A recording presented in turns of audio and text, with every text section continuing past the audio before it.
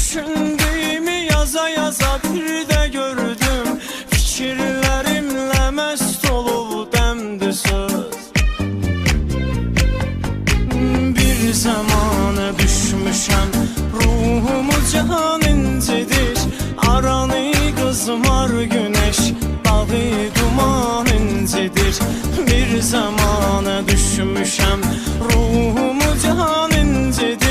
Aranı kızmar güneş, dağı duman incidir. İtirdiğimiz her şeyin qayıtmadığın anlarıq.